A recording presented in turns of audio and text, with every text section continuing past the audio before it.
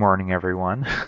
I am Aaron Blumberg, Swiftland's Continuing Education Coordinator, and it is my pleasure to welcome you to Tools and Technologies for Building Digital Collections. We have a wonderful learning opportunity ready for you this morning with Katie McCormick. Katie McCormick is the Associate Dean of Libraries for Special Collections and Archives at the Florida State University.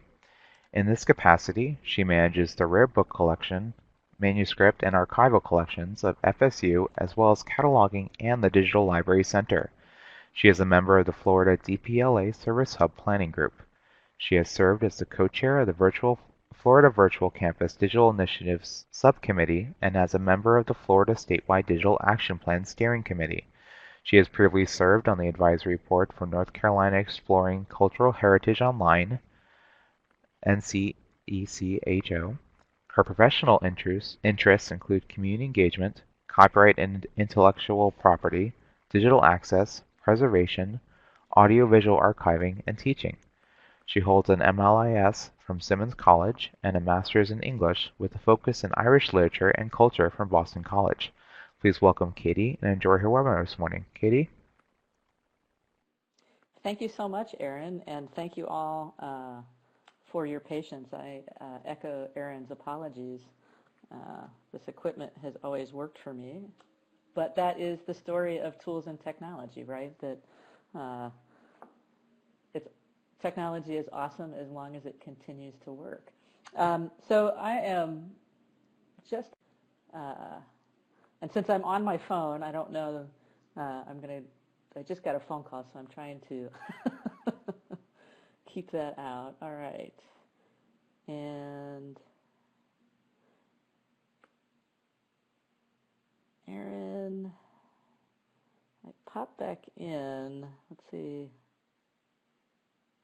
Just as regular Katie McCormick, if you could add regular Katie McCormick to the presenter list, I'll be able to more easily advance my slides. So there we go. Thank you again. Apologies. We'll get started. I know we're getting started a little late, so we'll kind of move the first part of this along as quickly as we can. As Aaron said, I'm Katie McCormick. I'm the Associate Dean for Special Collections and Archives at Florida State, which involves much more than just special collections and archives.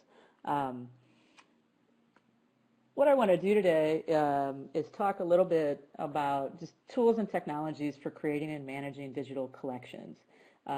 Really, for me and in my work over the years, one thing about tools and technologies for digital collections is I think that selection decisions and sort of the framework for asking questions about the goals of your work in digital collections can be a great starting point.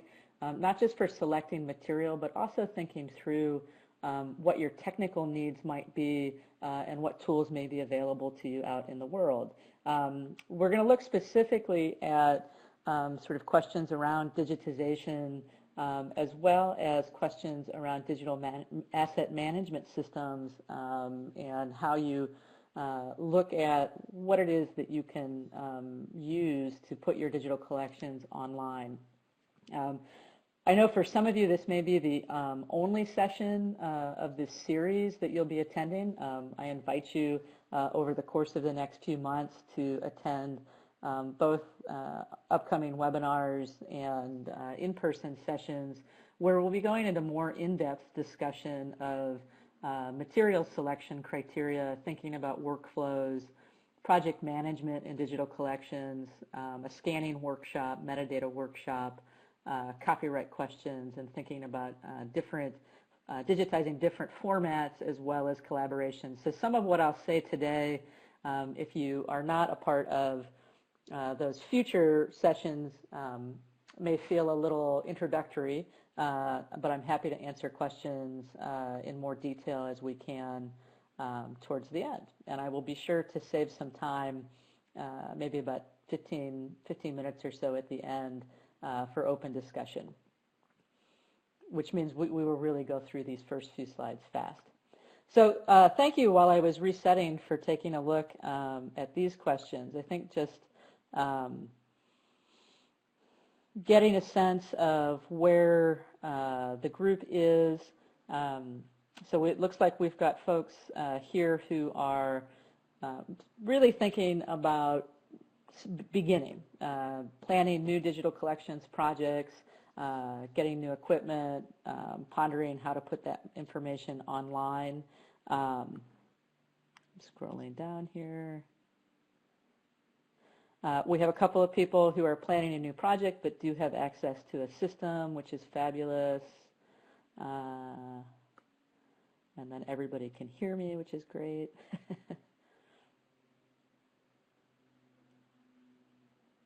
And to the question, do you think digitization is an important step for preservation? We've got a couple of people who answered that in the affirmative.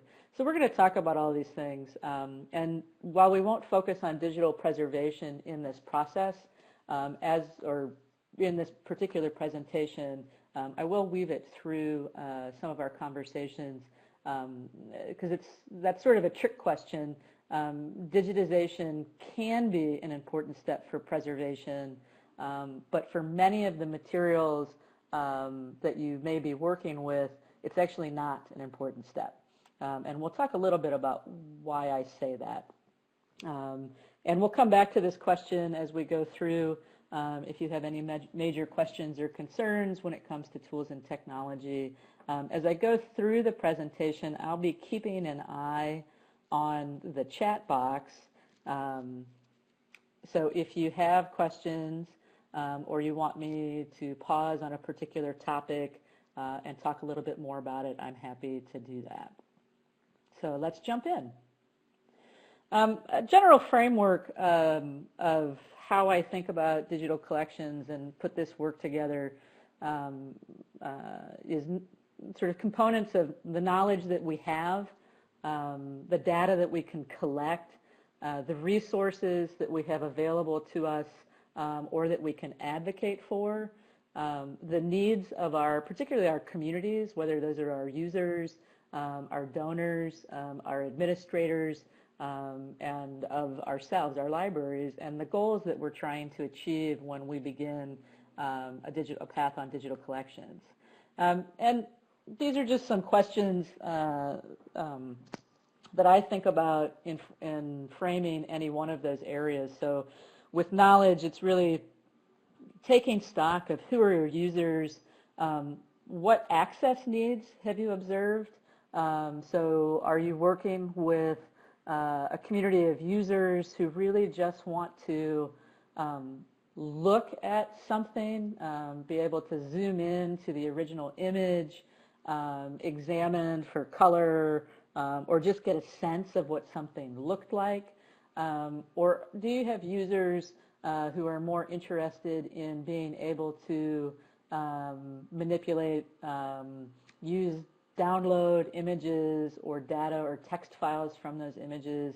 At the university, we have users who are interested in digital humanities projects, and so downloading text files of letters or transcriptions can be a useful element in the work that they're doing, but that might be different from some of our other user communities. Also thinking about what do we know about what people want to see, what collections are of interest to people who come into our libraries, of interest to our communities. Are there gaps between what people are interested in and what might be readily accessible? Perhaps you have some unique or special materials that you have a difficult time providing access to people in person. So providing images or digital collections would be a great way to connect people with your material. And also sort of gathering information on standards and best practices, which is part of what we'll talk about today. And thinking about data, and I separate data from knowledge in that knowledge or things is information I think you look at readily. Data can be information that you have, but you need to compile in a different way. So thinking about user data, at Florida State University, one thing that we look at particularly in making decisions or understanding what kind of material we're going to add to our digital library, we look at our user data in our reading rooms. What are people are asking for? What's our circulation data on certain materials? What topics are people interested in? So being able to compile that and use that as a framework to know what direction you want to go. We also look around at institutional and community calendars. Are there anniversaries, commemorations, major events? What's unique in the collections that we have? What do we have that we might want to add something new in already available digital collections? Are we growing certain topic areas? Does new material come into us that we want to provide digital access to? And then that question of what rights do we have to make that material available?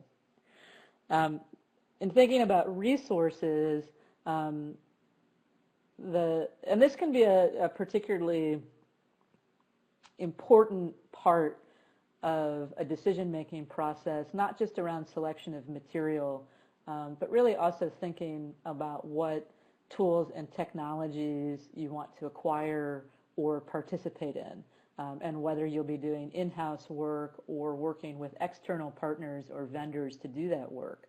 Do you have staff and expertise or volunteer expertise with preparation of materials for digitization? Do people know about scanning? Do you have folks who have a background in metadata, whether that's MARC or Dublin Core or MODS, or are just really great at data entry and attention to detail?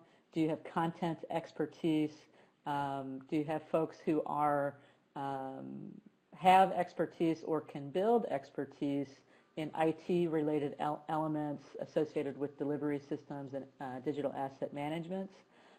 If you don't have those things, can you build that capacity? Do you have resources available where you might be able to advocate for new positions, pursue grant funding, or are there external partners? Are there other major institutions in your region who might run digitization centers or be able to provide help in some way? Are there vendors? Are there consortial relationships? What's out there in the world that can provide support services for the work that you want to do? And this particularly relates, I think, to content management systems. And I should say now that I will probably switch back and forth between saying content management system and digital asset management system. I use those terms interchangeably at times.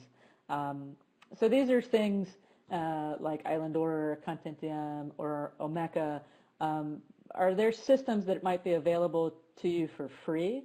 Are there systems that might be available to you through current licensing packages that your institution has? And I'll tell you a story about that a little later. Or are there consortia or collaborative partnerships that your institution already participates in or could participate in that would provide you access to those systems? What kind of funding do you need? What funding is available to you?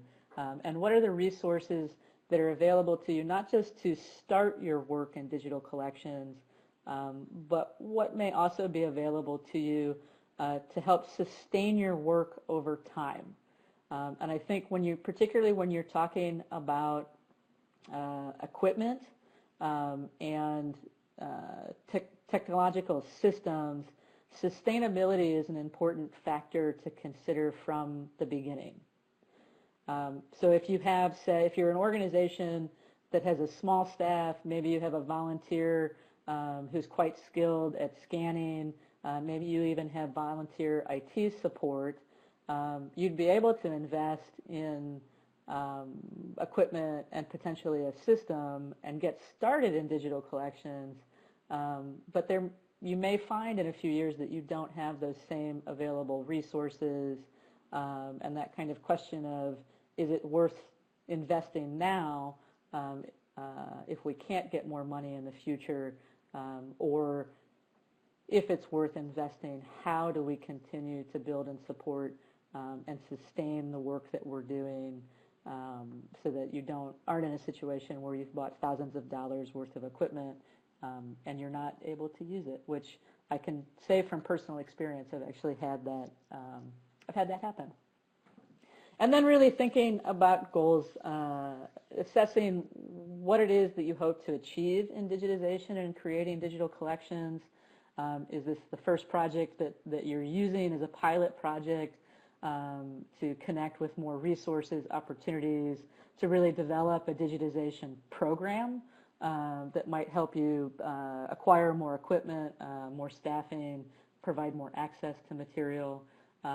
Is it an effort to create a new resource for your community and researchers? Do you want to connect with a specific community? Is it a project that might have a starting point in expanding community connections? Or do you just want people to know that you have super cool things?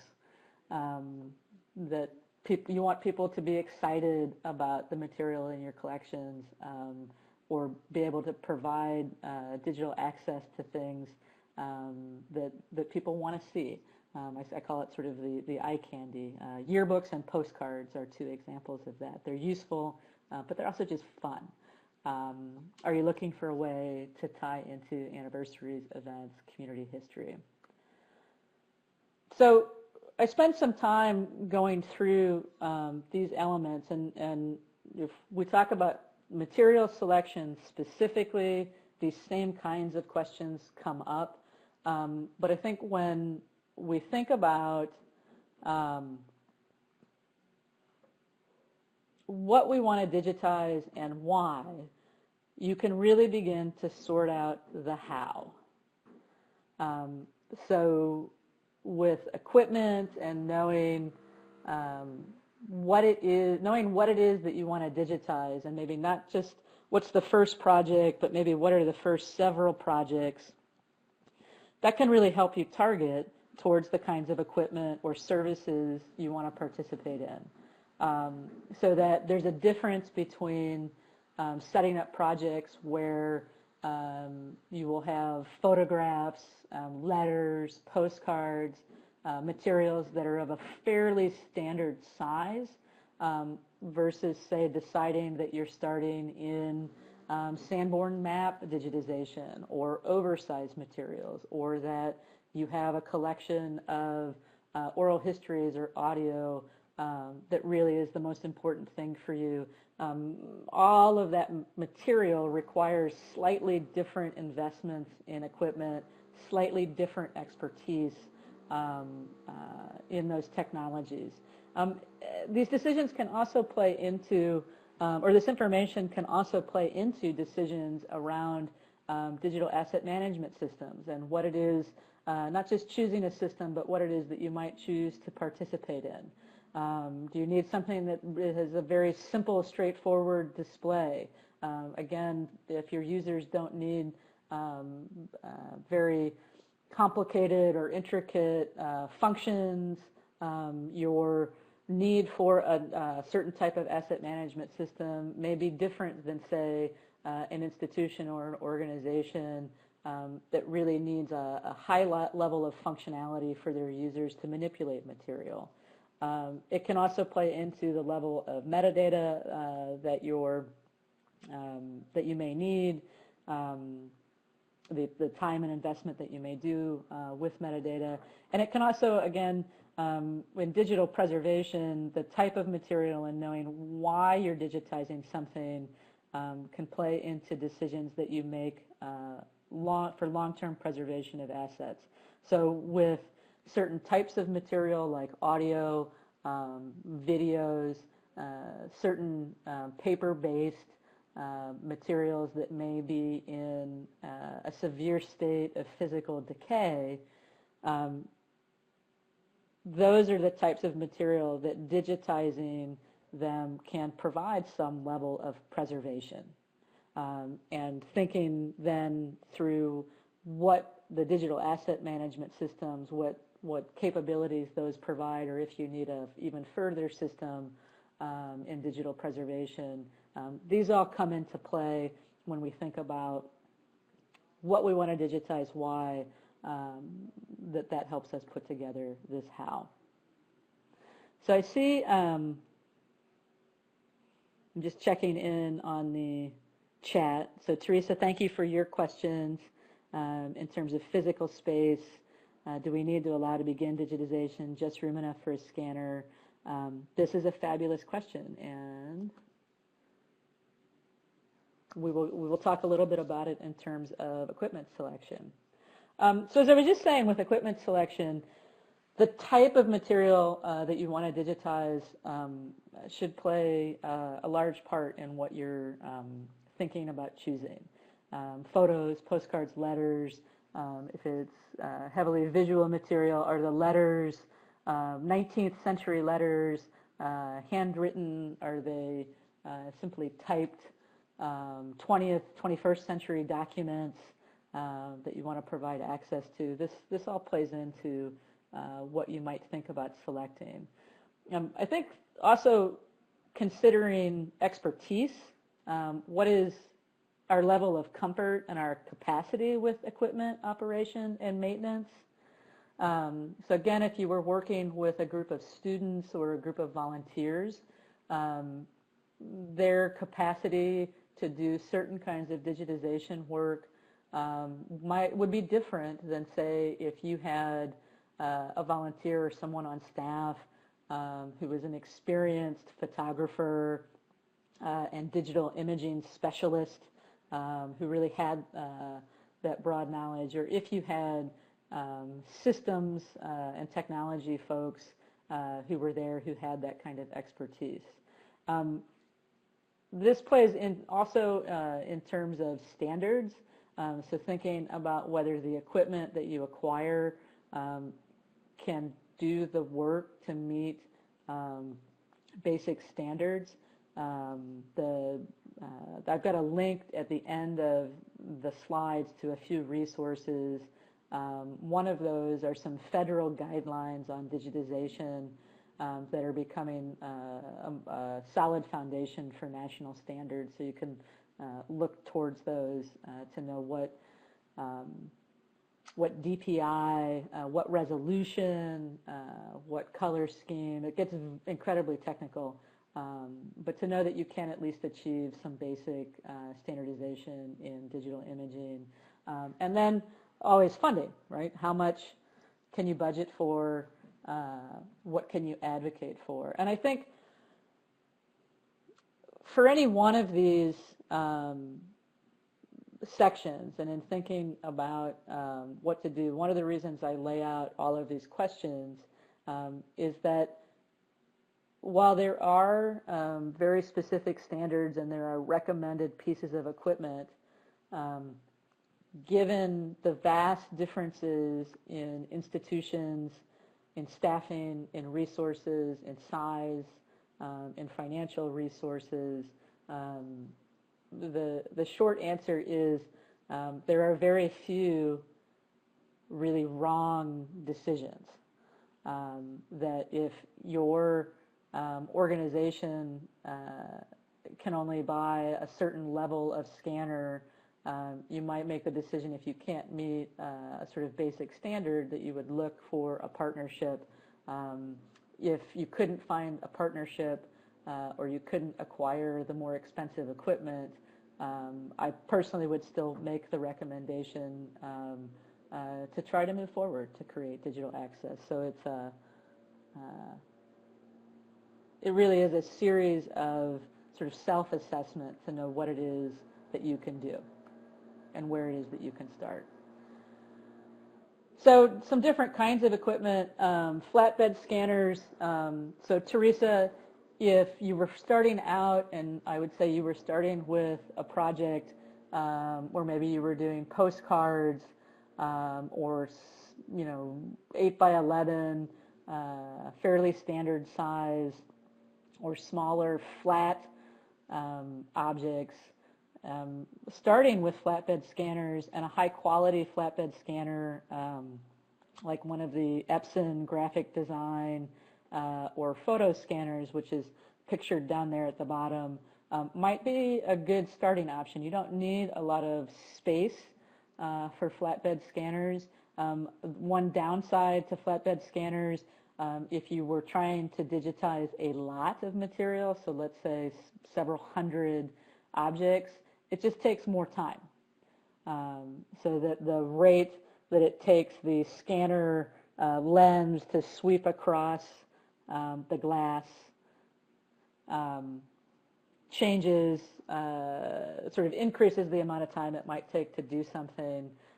One thing in environment, I think for any scanner or for any visual digitization project, is paying attention to putting equipment into spaces that aren't flooded with ambient light or natural light, so that a sort of dark room element is something you see in a lot of digital centers, and that just managing light in a digitization space helps standardize the quality and the coloring of the image that you're creating, and it gives you a better way to see that.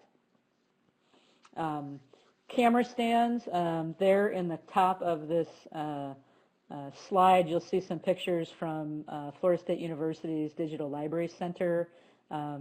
We have a camera stand. It's an ATEES machine that has 2 cameras that does book digitization. So we can put a book in a center cradle. The camera on the right shoots a picture of one side of the book. The camera on the left shoots a picture of the other side of the book. And the software associated with this machine puts those pictures together in a sequence so that when we load them into our digital asset management system, we can load them as a book. And this is equipment similar to what Google Book Project or the Internet Archive Book Project has used, and it's a way to accelerate the time, accelerate your production so it doesn't take as much time. Also for books, the flatbed scanner, just like a copy machine, putting books on top of a flatbed scanner may not be the most effective way to digitize them. You might get some shadowing in the center. You might do damage to the book. We also have a larger camera stand that we have it's a very nice piece of equipment. It's quite expensive. It has a vacuum table. We can put posters on it. We can suck those down. We can take the camera off. You see in the one picture our digital production studio manager, Stuart Rochford, taking a picture of our Napoleon death mask, so we can do 3D objects with that camera. I've also got a picture in overhead scanners of a Zoichel, one of the Zoichel machines. This is similar to an AT setup, a high quality, high production rate piece of equipment. If you're heavy into audio and video, there's a whole different range of equipment that you might use for audio and video digitization that can require some incredibly specialized knowledge and support to run. And this is where I think if you're wanting to do more digitization than your internal resources can support. So say you start out and you want to start with a flatbed scanner, that's a great way to go. If you're building a program where you may need to do more work and you neither have the space, the expertise, or the financing for some of these more robust pieces of equipment, that's where external partners like institutional digitization centers around the state or the country, Lyrasis, if you're a library, participates in Lyrasis. They have a digitization cooperative that gets discounted rates with qualified vendors to do certain types of digitization. We work through Lyrasis to digitize microfilm. That's not something that we have equipment to do in-house, so it's more cost-effective when we can get some grant money to send microfilm out to do that work. And there are vendors around the country who are also available to do specialized digitization work, and I think that's that balance between what you have available in-house and are capable of, what resources you have, and how to maximize doing the work without creating a sort of unsustainable process in-house. Any questions about equipment?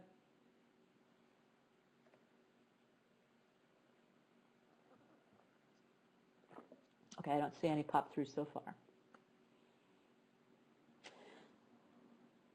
So digital asset management systems, right, which are software systems that allow for organizing, storage, and retrieval of digital objects.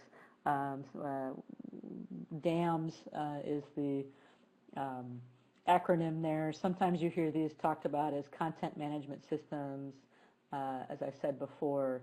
And this term really applies broadly in the technical world.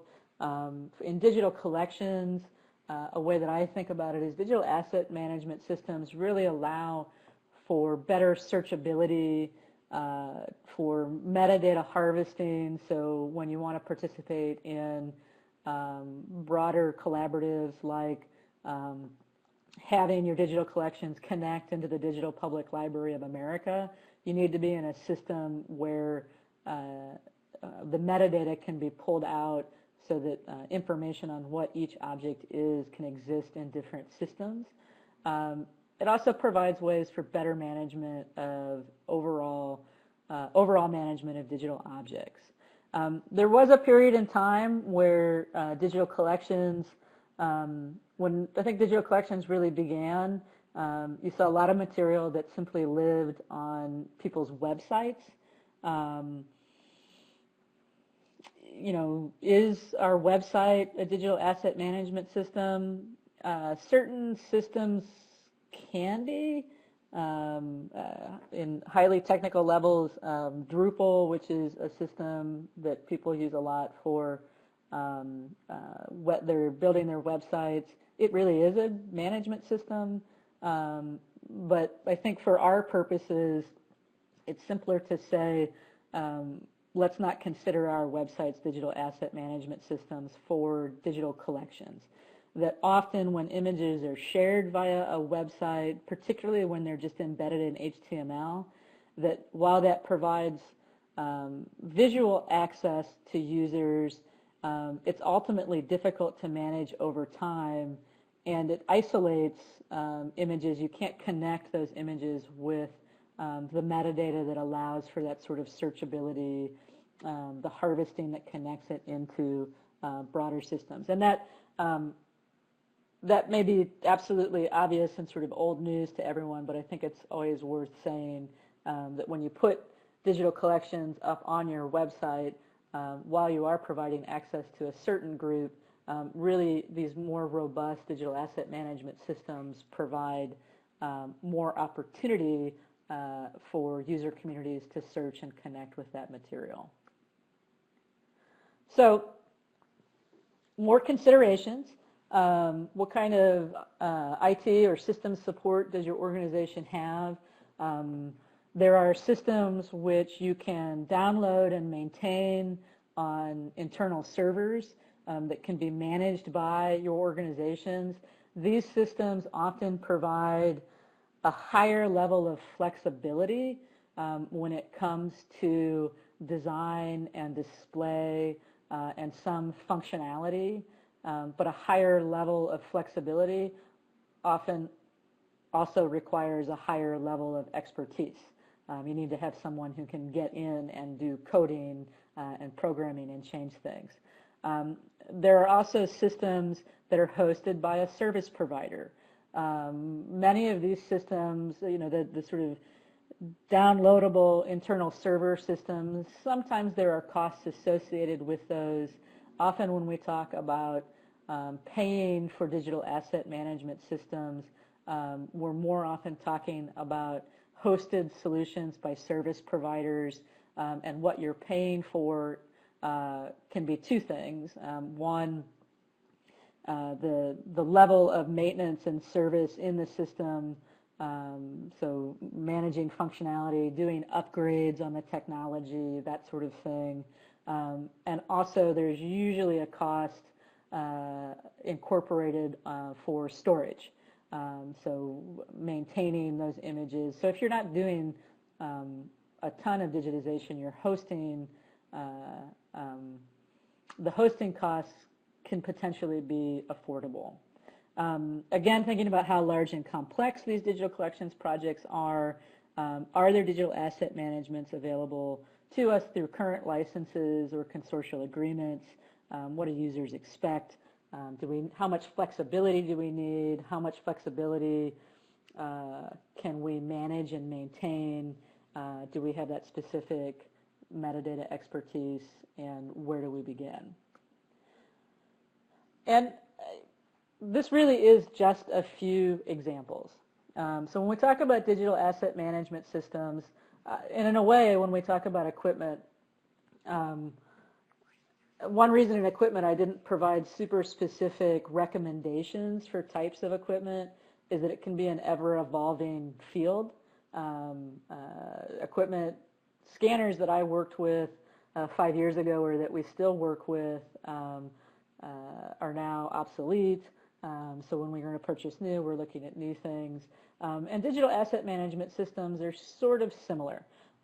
There are some what I'll call long-term standards, so systems that have existed for 5 to 10 years, who have communities of support that have been evolved over time, and we see continuing support for. One of those systems is Omeka.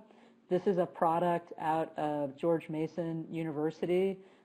There's two versions of it. One is omeka.net, which is a downloadable version. You download it to your server. You can manage it in your organization. Again, this gives you flexibility in terms of display and content. We actually use omeka.org at Florida State University for our online exhibits. And I would distinguish digital collections from online exhibits, in online exhibits having more contextual information or interpretive information, just as a museum exhibit might have, and be kind of navigable, so that the functionality for that was not something that we had in our other system at the time that we needed it. But we also didn't have the commitment of our systems department to support, to do server-side support for omeka.net. So we have a hosted version of that. We started with a free trial account, which allows for one site. Hosting fees for Omeka range right now from about $49 to an institutional license of $999 annually. And this can be an affordable option on that. The metadata within Omeka is Dublin Core. We also use omeka.org a lot in student projects. Dublin Core is an easier metadata schema to teach to beginners. And the system provides a very simple interface to work through.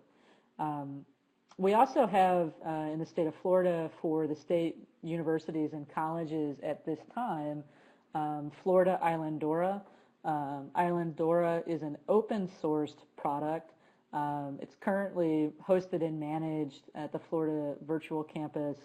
Now I can't think of what FALSI, the acronym FALSI stands for right now, but the servers and management of the system are hosted there, so that's not something, Florida State University participates in the system. This is what runs our digital library, so we're not internally managing the systems. It's an open source product that does allow for flexibility and development, so we've been able to contribute development time to expand functionality and to think about what more we want out of the system.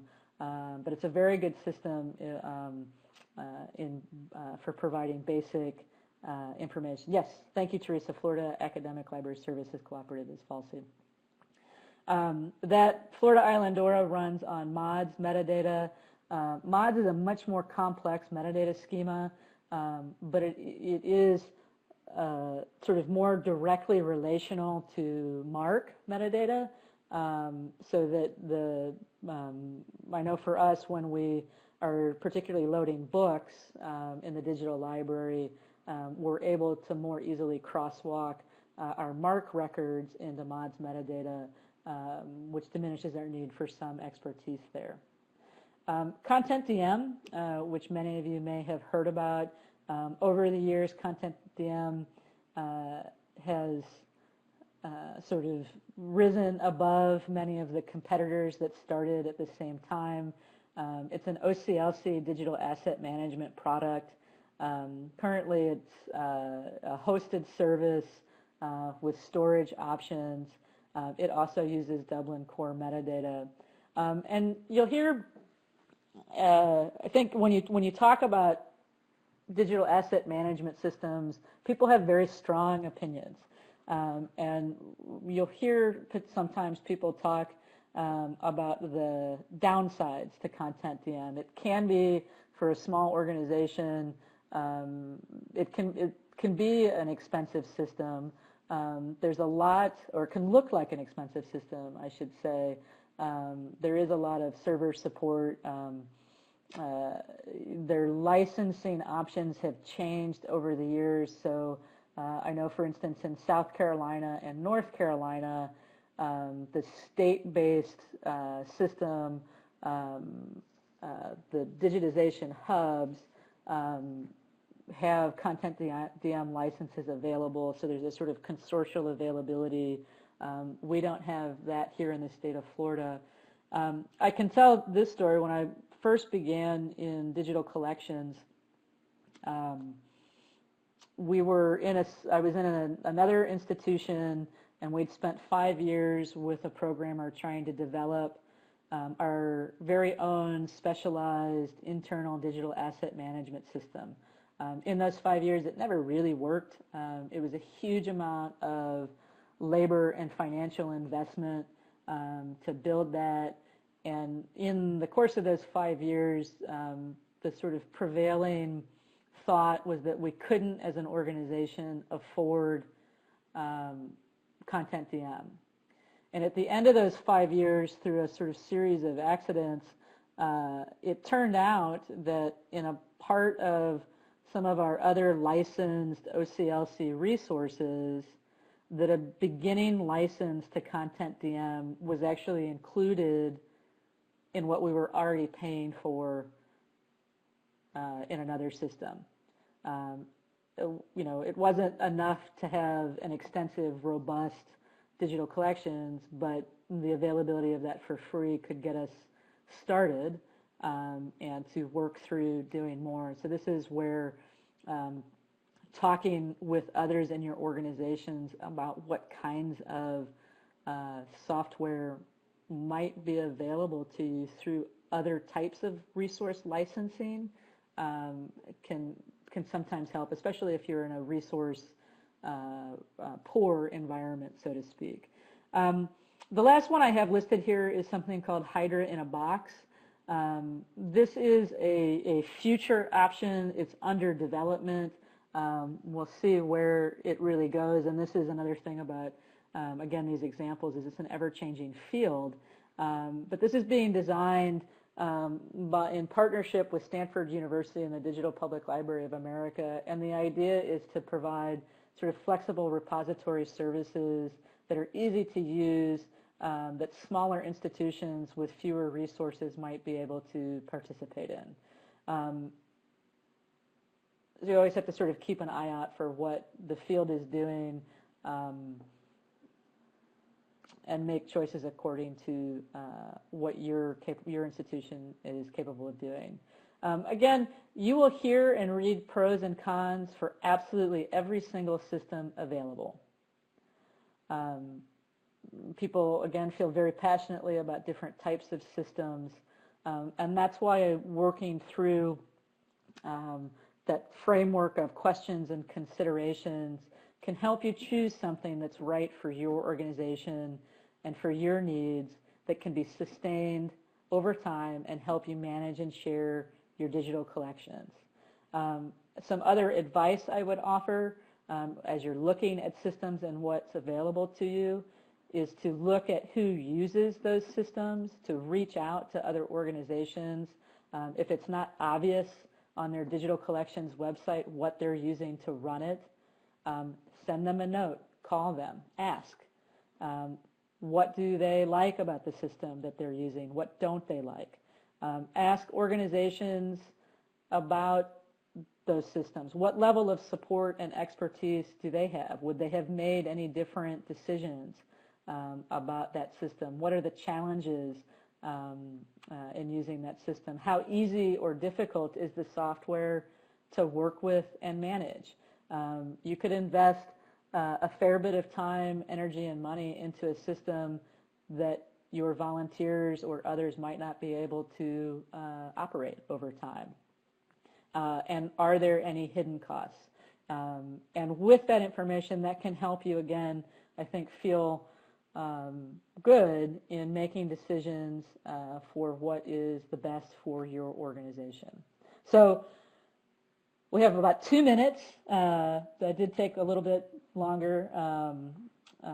Do we have any questions from the group on any of that?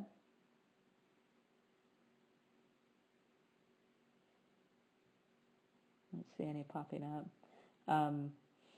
And as I said, and I'm sure Aaron will provide some information, future sessions in this webinar series on digital collections and digital libraries will look more in depth into some of these areas of selection criteria, project management, scanning, metadata, collaborations, who you might be able to work with on some of this.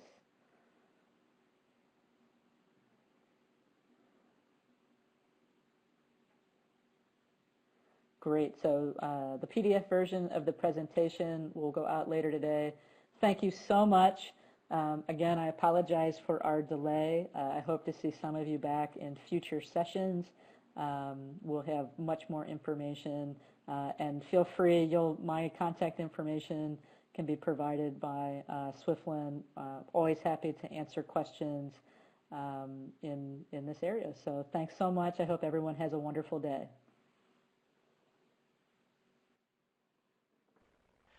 And thank you, Katie, for a wonderful webinar. Some information, a sneak peek of what is coming up. Attendees, if you enjoyed this webinar, be sure to join us next Thursday, April 27th, for the next digitization webinar, Developing Selection Criteria and Workflows for Digital Collections. Also, be sure to join us on June 20th for our in-person digitization workshop. Also, please join us next Tuesday, April 25th, for our next DigiRef webinar, Education Number 2 Pencil Not Required, and on Friday, April 28th, for F is for Family. We encourage you all to look at the upcoming webinars and workshops in months ahead, and hope you're all able to join us for future training opportunities.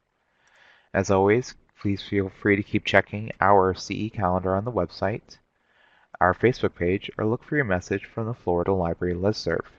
Thank you everyone for attending and have a terrific week.